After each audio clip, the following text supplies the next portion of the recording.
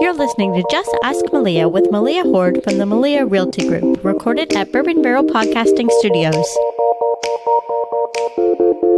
Hey everybody, it's Malia Horde with the Malia Realty Group, and we are back at the bourbon table for our next collaborative conversation. And today's pretty special for me. We are here with Carson Coleman, the former UK pitcher and just got signed and drafted by the New York Yankees. So he used to play with my son, so it's a bittersweet. I'm an avid baseball mom my whole entire life. So to sit across from Carson and watch him unfold into the professional baseball player that most little boys always dream of becoming is pretty exciting for me as a mom. So Carson, welcome, and thank you for being our host today. Thank you for having me. Yeah, absolutely. So Carson, every little boy, I've watched my son Brendan, who I know you're good friends with, and even Will, and my bonus son Chris, right? They've all been baseball players since they were probably 4 or 5, just like you. And I know they all thought about becoming a professional baseball player. Who doesn't, right? No, everyone thinks that. It's a dream for some kid everywhere, especially when they first start playing baseball. I know I had mine. I don't know when I first thought about it, but as soon as you think about it, there's nothing more you want. There's nothing more you want. So, but everybody has a story, and you have just gotten drafted. So that's extremely exciting, and we're so super proud of you. But tell me, you have a story behind that. It doesn't just happen. You don't just wake up one day and you're a Major League Baseball player or a professional pro ball player. Tell me, how did your story start? Share it with us.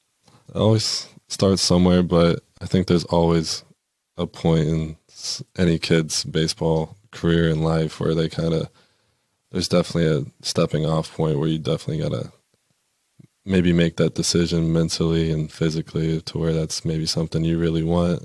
And, I played baseball ever since I was 4 years old at Southeastern. I never played like Babe Ruth or anything like that. I pretty much was moving straight on to whenever it starts to get serious, kind of that stepping off point when I started playing baseball at Lexington Catholic in high school. Any kid out there should definitely, if you want to play multiple sports, play multiple sports. For me, I was almost so head-bent on wanting baseball to be my thing that I did baseball and baseball only, but that was my choice. That's what I wanted to do, and that was because that's what I wanted my career to be. That's what I wanted to make the dream come true, and it was probably your first, second year in high school where maybe you kind of realize that's where you got to make things happen. And for me, I wanted to make it happen, so I made those decisions, and that's pretty much where I went from there. And that's where it started, and might have not been how I expected, but that's where it got going.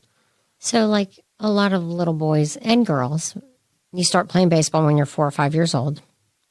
Southeastern. My boys are at South Lexington. I think they're the most competitive leagues against one another, arch rivals, but you guys are like the best of friends throughout the seasons, which is crazy fun to watch. And when you're going through it, I mean, I know with our boys, and I'm sure with you played fall ball, then you played spring ball, then you played summer ball, right? It doesn't give you a lot of room to test the waters anymore. When I grew up, we actually got to test the waters. You would play football or soccer in the spring or the fall. You would play basketball or ice hockey, where I came from, or skiing, where I came from, in the winter. And then in the spring, you were doing lacrosse, cross country, you were doing baseball. And so you got to actually see the different sports. So you just knew, right? Mm-hmm. Good for you. So you play that, you get into high school, you start playing baseball at Lexington Catholic. Tell us about that experience in high school, because you get out of being like the best of the best. You were one of the best ones in Southeastern, so kudos to you. And then you get to high school and all of a sudden everybody's pretty good, right? A little bit more competitive. Tell us about that, because I think people don't understand the stages. No, it definitely develops each stage to where you're obviously maybe more focused on having fun. It's maybe a little bit more laid back, but then obviously when it gets into high school and especially college, it starts to become more competitive, more serious. Like that's the get-go. You're like, you're really, really playing baseball now. But not that it shouldn't always be fun, but when you go, you start to realize that, like, so at Southeastern, you're always an all-star, you're good, athletic, and that natural ability would take you there. But then when you get into high school, now you're actually doing your 3-4 hour practices, and you maybe starting to lift in high school, which was a big adjustment for me, being the scrawny kid that I was, probably $120, I don't know. But everyone kind of has that adjustment period to get there, and you also start to realize how important all that stuff is. And so the shorter days that were a lot fun and enjoyable turned into long days to where you really, you start to question yourself, even in high school, with the amount of time that you have to start to put in, the discipline, the responsibility. But you also once you start playing, you start to realize that everyone around you is, potential next level talent. And that's where, even amongst your friends, you got to have a competitive side to it. They might be your best friend in school, and you literally got 7 classes with them, and you're laughing and having fun. But as soon as you step on the ball field in between those white lines, it's game on. It's game on, and you got to win that position. And for me, back when I was first in high school, I was always a middle infielder, and shortstop's always. Wait. Now, for those of you that don't know, did I not say that you were the UK pitcher? And you're telling me you were a middle field infielder? Yes, I was. Interesting. Let's keep going with that. So middle infield, I'd probably say the most prized position in baseball, shortstop. That's always the popular spot. Whether that was the reason behind it, if someone wanted to play there, I don't know. That was just where I always played, and I loved playing shortstop. I loved being a part of the plays, diving for it, having to make that good throw, all that. I loved that. But that was also, because of it, the most competitive spot. Right. And definitely due to that, I mean, not to knock anyone else, there's guys like Daniel Little in front of me who went on to play at Louisville, and he was an unbelievable baseball player. I had great baseball players in front of me, but I definitely got to play some middle infield my freshman year when it came to junior varsity and stuff like that. But as time went on down high school, I was kind of always, hanging to watch games from the bench more so than playing them. Oh, you were the bench warmer. Good. Yeah, I was right in the pine. I love it. And I think a lot of people are bench, I don't mean it like that. You know that, no, right? No kid out there should ever look at it like right. That. I think everybody has to have their time, but there's also that edge that you're only going to put the plays out there that are going to play, right? Mm-hmm. And you were in the popular position, right? So that's hard. When did you decide that I want to play baseball? Like, I want to go on and play baseball in college. What was that tipping point? Because a lot of kids think they want to do it, and then they get to junior, senior year, and they're like, nah, I just want to go to college and have fun and party. Well, not that I wanted to maybe be more on the party side, but I definitely still always had that in the back of my head, because the reality of it, especially like going to UK, that was an adjustment for me. But when you get to be a student athlete, or especially baseball, and I don't knock that against any sport, but you're a baseball mom, it's avid. Really, probably the best break you get is the 3 weeks around Christmas that you get. It's fall ball, Christmas, then spring, and then you get shipped off to play summer ball somewhere, and you literally come back and you might have a week in August, and the next thing you know, it's fall ball again, and you do it year after year. And I've practically been doing that since I was little. So honestly, it's like second nature. I think whenever I was probably my junior year of high school, when I kind of realized after my sophomore year, which was my first year with varsity, and wasn't really playing, I was just really determined to, make a different future for myself, even though I maybe wasn't playing as much. And not to make it cliche, but it was definitely kind of like that fuel to where, it motivated you to want to be better, even though, I wouldn't say I was ever bad, but who knows? Maybe not. I don't know. Maybe I was bad. But only thing I knew that I could do, so I can't control what the coach can, if he's going to play me. But the one thing I can control is everything outside of that, which is, how hard you work, how determined you are, and all that. So, and I think that's definitely when I'd say the beginning of my work ethic kind of started to build. And obviously that was something that would carry on through college and through pro ball. But once I kind of got that down, I think it started to give me confidence as well, because every time I showed up to a field, it was, you owned it. Yeah, it was like, I know for a fact I worked harder than you, and there's no way or no reason that you should be better than me. So that was my mindset, and that kind of helped. And honestly, I would love to have played college ball. Well, did, but like when I was in high school, that's what I would think. And not that I ever would knock myself, but like the reality of it is the opportunity doesn't come for a lot. There's some kids out there that they get seeked out, and there's other kids out there that they have to do the seeking of a college and, hope for the opportunity. And it's amazing because as a baseball mom, right, and you and Brendan have played together, nobody gives you a roadmap. I think more and more now there's a roadmap, but I think years ago there wasn't a roadmap of, hey, you have to do this, this, this if you want the college recruiter to be here. And I think it's gotten more structured of how that happens. I think travel ball in the summer has become extremely integral about who's going to get in front of the scouts and the recruiters for the colleges. No, definitely is. But I think there's also this misperception by players that, hey, because I've watched it through the years of, hey, I'm great, I'm good, I play every game, everybody knows me, they're going to want me. And I think what we learned was in high school, especially that junior, senior year of travel ball, everybody's good on your team, or you want to be on that team. So how are you different, right? And I think it's that pivotal moment for you and for your brothers and your peers in the industry, that when you finally have that realization of how am I going to be different than the player next to me and my brother teammate so that somebody wants me, is when you guys actually take your skill and your talent and become skilled. No, absolutely. And shoot, my best friend growing up, and you've met him, Cason. Oh, yeah, he's great.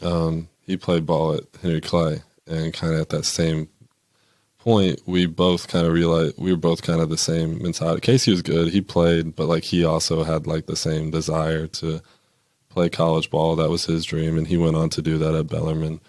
But like it was practically every night after our own team practices, Cason and I would get together because we both, we had the same passion, the same drive, and we pretty much combined together to try and make each other better. And that was a good situation to come close to with my best friend, Casey's pretty much like a brother to me, and be able to do that. And then when we both see, our paths get to where we both wanted, it's pretty fun. So as a mom, when I say to my boys, and as well as my employees and my peers, who's your party of five? Are you hanging around the people that want the same things, that desire the same ambition, hold the same values, the same integrity? Are you hanging around those people, or are you just hanging around the people that are existing and, wherever they end up, they end up? No, the people you surround yourself, you don't realize it, or you think that it would actually be a thing, but then kind of either quickly or long down the road, you'll look back and you'll be like, that definitely influenced me. Maybe not that it might have been a negative way, but it kind of held you back in a neutral way from maybe proceeding the way that you would have liked to achieve whatever you were looking for. Because there's not that Casey was what I needed, but there's other times out there, not that you shouldn't be, obviously if you're hanging with friends or anything like that, but if it was stuff that took you away, especially when you're being a student athlete and you talk about maybe wanting to have that normal life where you get to go out to, say, a party or something like that, or hang out with your friends. Student athlete or athlete, you got to sacrifice that 9 times out of 10, probably more than that, but 9 times out of 10, that's what you got to sacrifice. And if you don't, it always comes back to bite you. So you become a senior, you're a mid-infielder, all of a sudden you become this pitcher, right? Senior year. Tell us about that, because that was pivotal into what happens next. No, so it was. So my whole life, obviously when you're Little League, everyone pitches, and I pitched. And I just loved middle infielder. I loved hitting. I just never wanted to be the guy that would pitch and all of a sudden become a PO. But obviously that's because... So PO for you out there is... Pitcher only. Pitcher only. All you do is pitch. You don't get to hit. And, you never want that to be something that happens when you're a freshman in high school. You want to be able to, if anything, maybe do both. But sometimes, especially like Lexington Catholic, they're always great at baseball. So when that kind of happens, that's kind of, it can go either way with that. And sometimes you always have the choice, but in reality, when it comes to playing time, stuff like that, you might just have one option. And for me, in my world, we call that putting all your eggs in one basket, just so you know. So I was a middle infielder, but any like showcase, whether it was like PBR, stuff like that, I would always throw the baseball across the infield really hard, and it had a lot of movement. And well, for anyone to know anything with pitching, if you have a lot of movement, that helps. You know, it's harder to hit the baseball. But my pitching coach at Lexington Catholic, who was Greg Snip, and he actually played at UK, he finally told me to kind of really give pitching like a good shot, and I started doing that. And really it was I guess my junior summer, kind of really started picking up on it, and I was throwing really hard. I was maybe one or a few times I was up to like 90, which would, that's good. That's always like the big deal if you hit 90 and all that. But I guess like the movement of my fastball was just a bigger deal than I ever would have thought it was, because then I started getting attention from, you know, Kentucky, Cincinnati, Indiana, and then Louisville down the road as well. So I literally went from a kid who thought that maybe college ball would never be an opportunity or a thing, and then all of a sudden it knocks on your door real fast, and then you kind of see that maybe that's a reality and that's a path that you actually get to take. And for me it was. And so what was the scariest part about that? I mean, was it more glory or scary? I would think that when you think, I don't know if I'm going to ever be able to play college ball, to all of a sudden you totally change what your focus is and you do something different and you tap into a talent you didn't even know was a skilled talent, and you get these opportunities. I mean, that's what's so great about our world, our America, is that you can, in a moment's notice, do something different, right? If you put your mind and your heart to it. How exciting was that for you when people started knocking on your door? It was definitely. It makes my hair on my arms like get up, because I just know how it feels. I've watched it. I've lived it. I mean, it was exciting. Definitely to start, it's almost kind of unbelievable.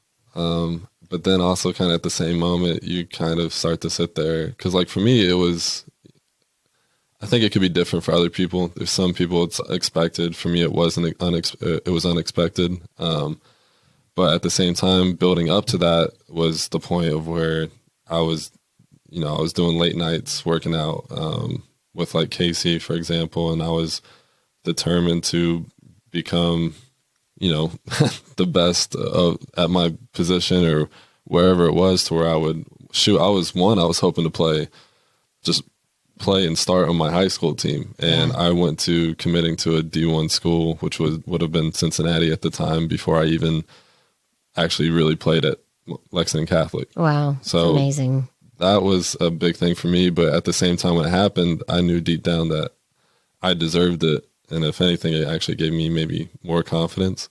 And down the road, I never would have thought anything different of when you start, like when you're going to college. If anything, you kind of get those nerves where it's like, wow, I'm going off to college. And at the time I was going to Cincinnati, which, and no bad knocks to Cincinnati either, anything like that, but just some coaching situations happened at Cincinnati and then at Kentucky when Coach Nick Mingione first was coming in there, and I kind of reopened my opportunities and reevaluated my situation, and it was not an easy decision at all. Oh, no, but gosh, you came the first year Nick Mingione was coach with us, so that's pretty exciting, right? No, it was exciting. Also and scary. Very scary. It was a hard decision, and, you know, you pray about it and you think about it with your family, and I like that you said that. Thank you for saying that. I'm going to point that out because I am a mom, a mom of faith, and I tell the boys, pray about every major decision. So for you to say that, I want everybody out there, especially hopefully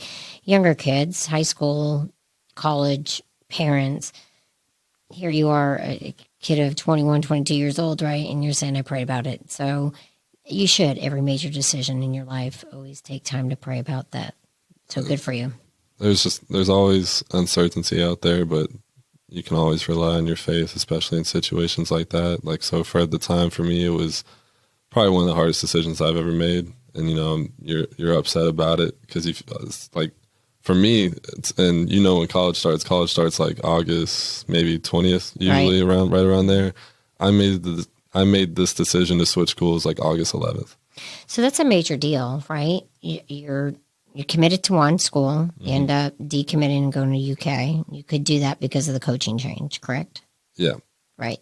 So then you come and Coach Minge comes. And, I have watched Coach Minge with you guys, and what I love most is that there's he has three segments: student, person, player, right? And I remember hearing the conversation of the character of the student, the character of the person are the most important things. And then it's the character and the skill of the player that comes next, right? Because you can always take that talent and turn and pull out the skills of it. But the character of the student and the person, those are innate. Those are hard to change, especially when a young boy or student comes into college at the age of 18, right? Most of your reasoning's already been embedded to you by the time you're 14. So I love that. Tell me, what did you learn, right, as a student, person, player? Like, what were some of the key things to make you successful the next 4 years? I think for everyone, it's unique and different.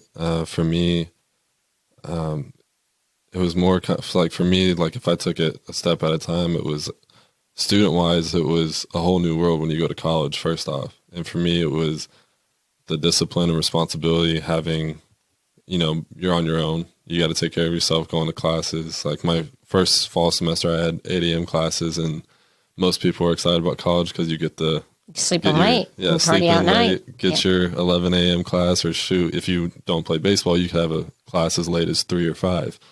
I would say that's a consequence of changing your school at the last minute. Yeah, that also didn't help.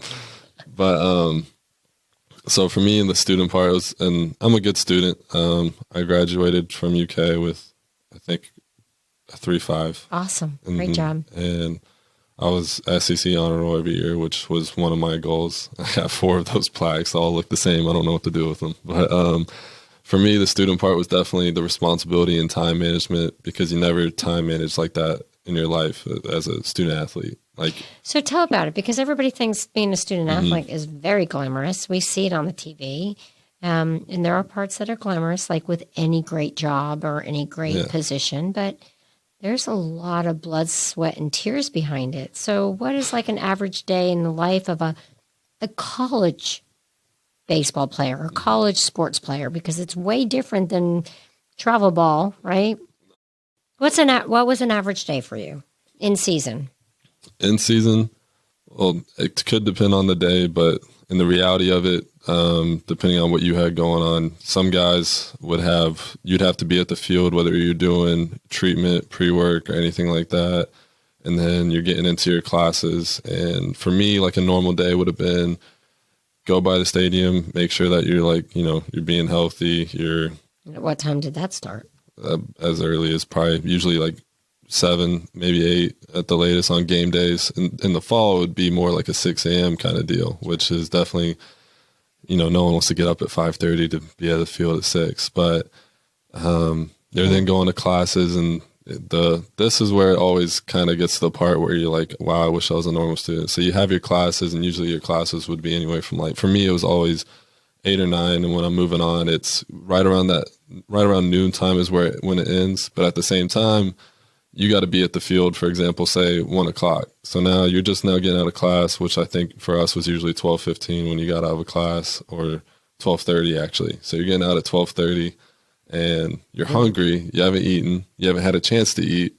So now, and you also have to be, so we might have to be out at the field at 1, but you can't go out there at 1. You got to get out there at, say, 12:45. That's right. So the time schedule is never what you actually think it is, and you always got to be early. That's the life of a student athlete. But So now the complications where it kind of comes into a life of a student athlete is, one, I now have 15, maybe 20 minutes to get over to the field, be dressed, be prepared.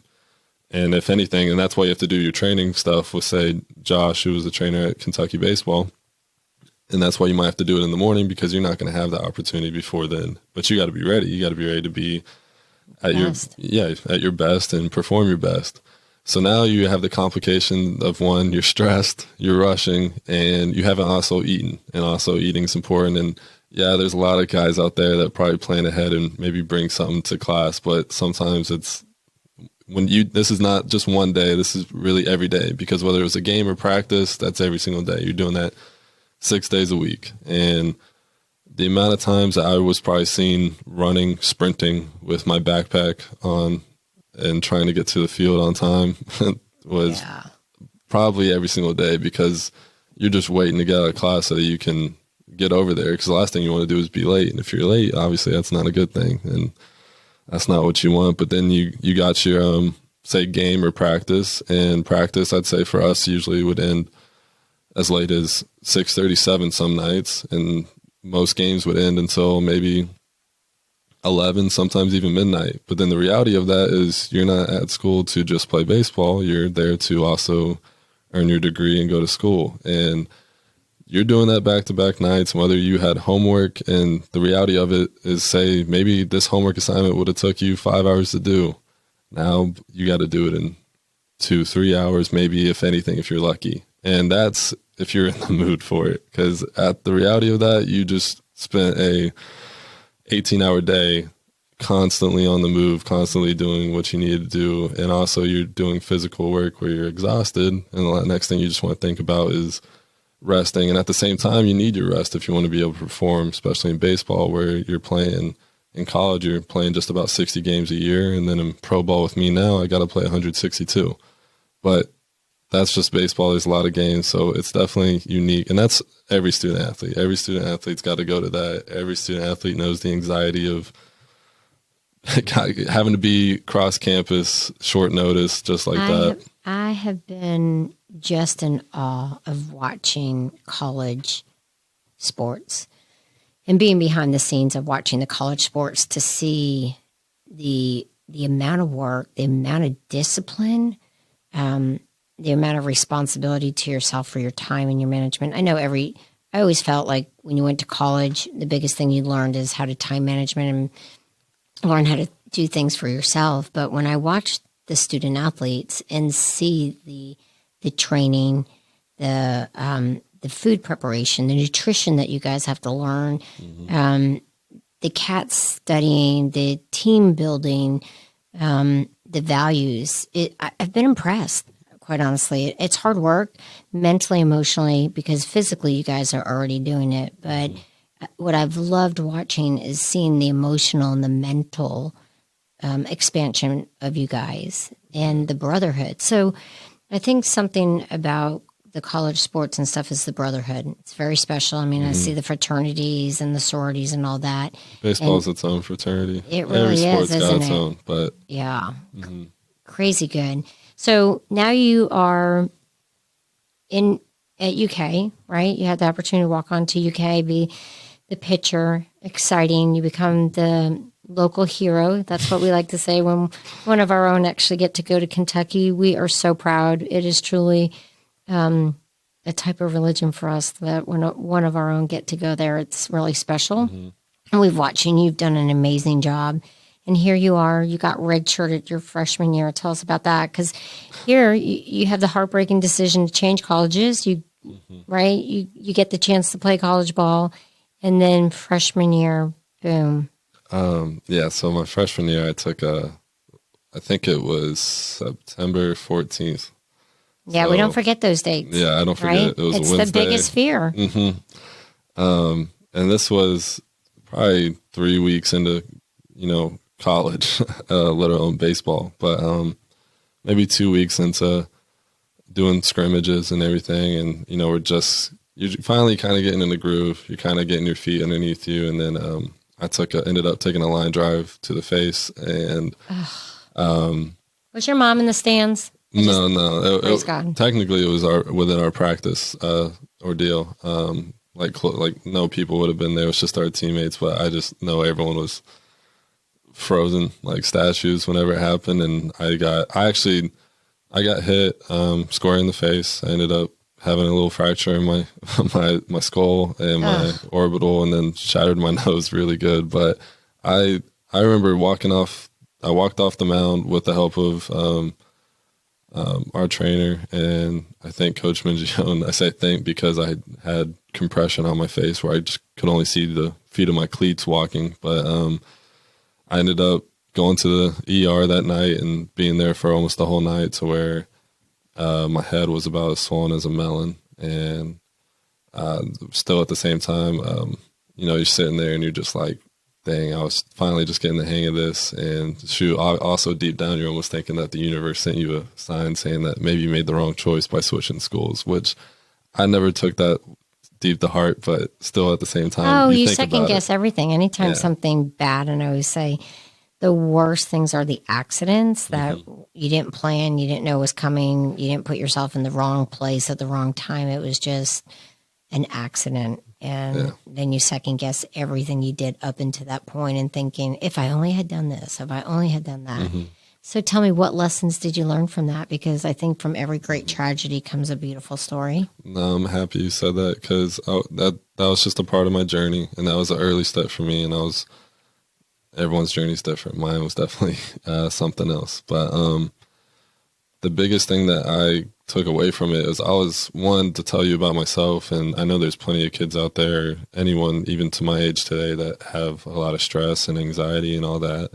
And I was definitely always a stressful kid. And it wasn't that I was just really trying to be stressed out, obviously, but like I just wanted to be good at everything I did, whether it was baseball or do good on a test, do good in school. I just wanted to be good, but obviously it's stressful and there's a lot that goes into it. And I don't think I would ever say I was negative thinking, but I never gave myself positive reinforcement. And whenever I went through that injury, only thing that was going to really help me out of that was positive thinking. And I think I honestly probably would have struggled to have found that if that didn't happen. And because that did happen, I was out for months. I had mono literally the day I got cleared where I was going to get the pitch for the first time since the injury. I felt really weird. It was on a Friday, felt really weird. I was going to get to throw live against hitters on Saturday.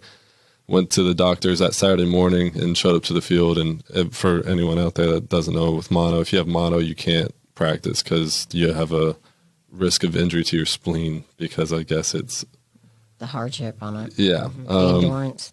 So during that, I always called it my blessing in disguise, because due to the redshirt year, it just gave me an opportunity to, one, find myself. I learned a lot about myself, and I also kind of find my own path and my own mindset and what worked for me. And, in the baseball world, I also just got to get stronger. And my freshman year was our super regional team, the only team to win it was amazing. Win a regional. So I was also with, some of the best guys to be around, and guys I'll never forget, and lessons I learned that year.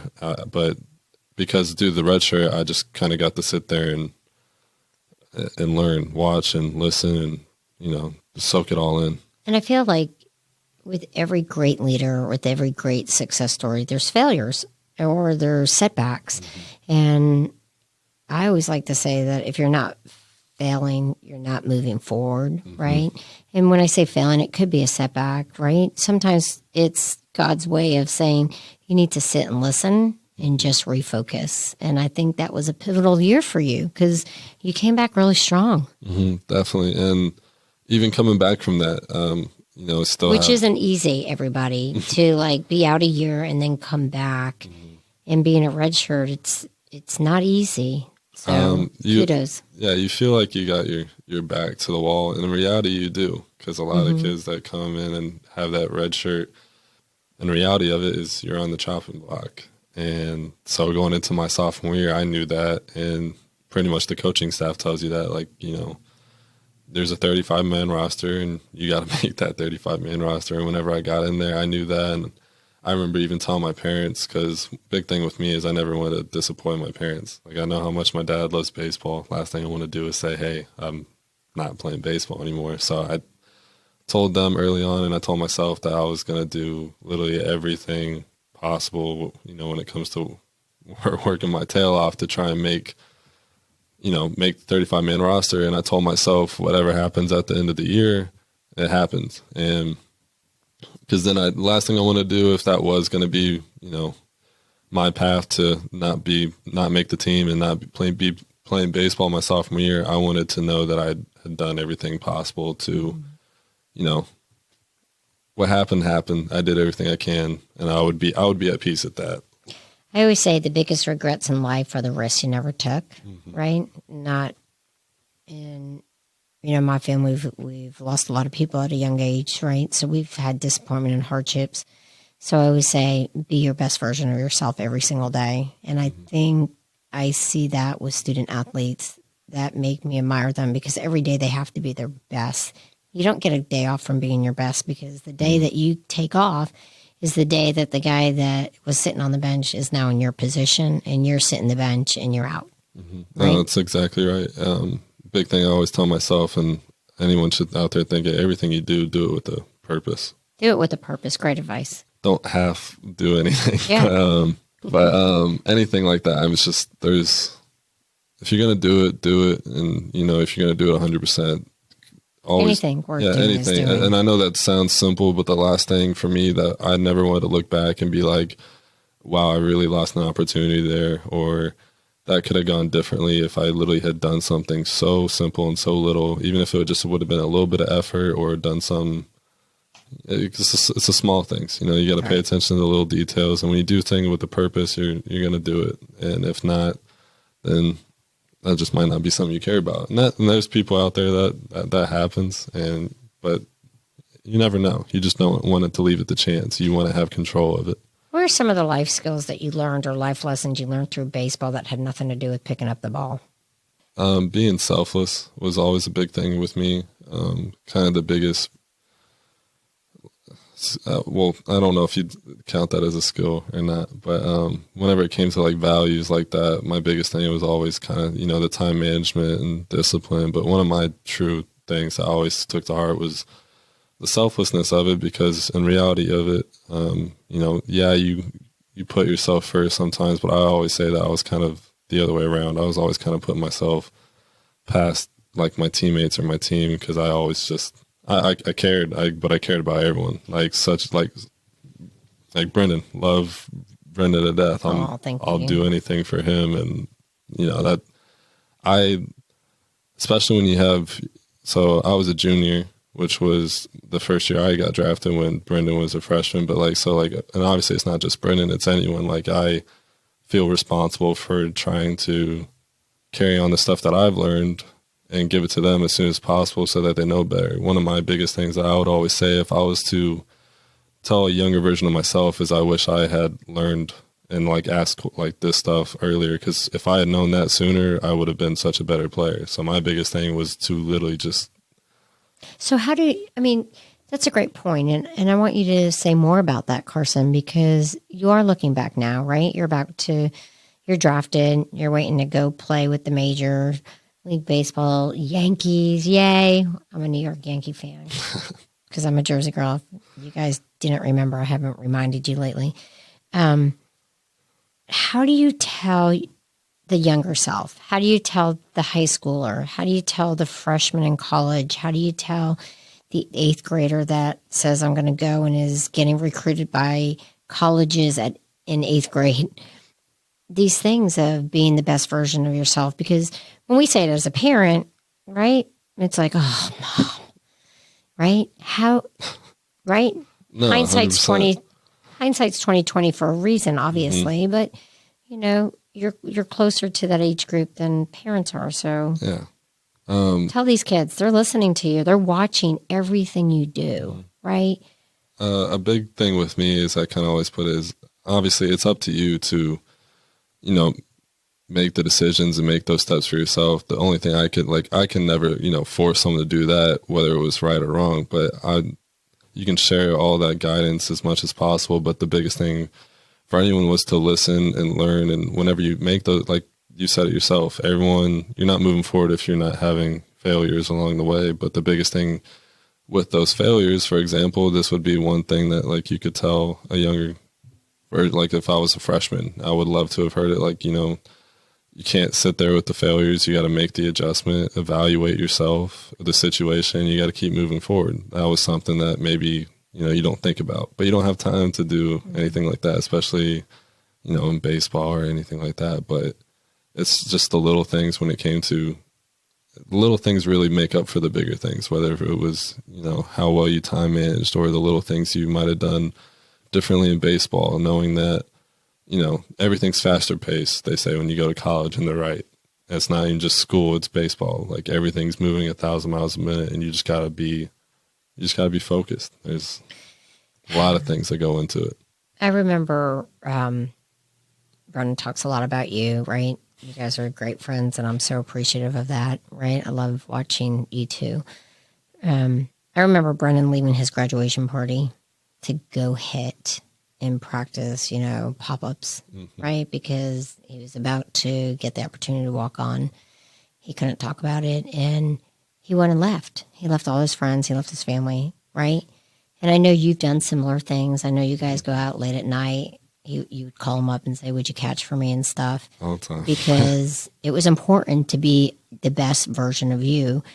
And I think the thing that was a big aha was owning your destiny, right? Mm-hmm. Because I watched in high school so many kids say, well, I deserve that. I was better than him, and I deserve that, and why him? And meaning, why did this kid get that college and that kid get that college, and how come this kid didn't? Because he was.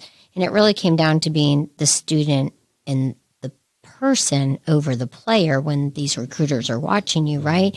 Because they want the best players, but they also want the best person and the best student on the team to make it a well-rounded thing. And I think one of the things I would say that I've witnessed in you and your teammates is that you guys always own your actions, and you always take responsibility for your success or your failure or your bad day, right? Instead of blaming it. In high school, it's easy. Well, it's not my fault. I didn't get to play, or it's not my fault. He didn't pick me, or the coach doesn't like me. In this case, it's the coach likes you. Y'all are there. 35-man roster. You're there for a reason, and the other guys aren't. And if you're not playing, it's because you're not doing your best game. Mm-hmm. Right? No, so going back to like the student person player, I mean, you being a good student and person, all that goes hand in hand. But so now you get junior year, you got drafted. What happened? My junior year getting drafted? I got drafted by the Tampa Bay Rays in 2019, and that's a big decision, and you turned it down. Yes, I did. And there was a lot of factors that go into the draft from my standpoint, because technically I was a redshirt sophomore. I had 2 years to go still, and that technically gives you leverage in a draft standpoint. So for me, it was almost kind of more of had to be a perfect situation for me, and had to, feel right for me to really move on with that, even though the draft process was so exciting. But I chose to come back to school, and I ended up getting my degree, which I was totally happy with. And, a lot of kids struggle to come back and get their degree if they sign early as a junior. And I'm happy that I get to say I graduated from Kentucky. Yeah. And now senior year comes. Mm-hmm. Obviously, COVID hits. Yeah. Totally shortened the baseball season. It was heartbreaking. But you got drafted. I mean, kudos. New York Yankees. Tell us. That was definitely a big decision to go in the draft. It definitely was. I think we only played like 16 games. You just don't know you don't know what's going to come. And there's changes to the draft, and you feel like it's not the same. But deep down, my biggest thing, especially after turning down the draft last year, was this was my year regardless. And either way, I knew I'd get that opportunity. It was just whether or not I wanted to go with it. And I was ready mentally, physically. And it was just, for me, it was what I felt like was time to start my professional career. And I didn't want to put that on hold any longer. I came back to school. I got my degree. Absolutely happy about that. But more importantly, I wanted to start this next step in my journey that I had an opportunity to do. I didn't want to pass up on it twice. Well, it's your plan. It's your life. It's your story. And you get to write it. Yeah, absolutely. And I'm so proud of you for making the decision to write your own story instead of, I'm sure you had many different opinions of what to do and what not to do. Yeah. And I know everybody's your biggest fan, excited. So now that we have this COVID pandemic and you were supposed to leave a couple of days ago to go to, I'd like to say boot camp, but yeah, something like that. Yeah. Training, fall training. Yeah, I would have loved to have been. I would be so excited. I mean, there still might be a chance of it. We just don't know. There's a lot of questions up in the air, and I don't know when I would hear about that. But hopefully I'll be back on a baseball field soon. It's been too long. Well, what people don't know, or maybe they do know, and I want them to know, is that you do private lessons. I do. You're a great coach. You're a great mentor, and you tell us about it because I know there's little boys and girls out there that need to be calling you to sign up, and you being their hero.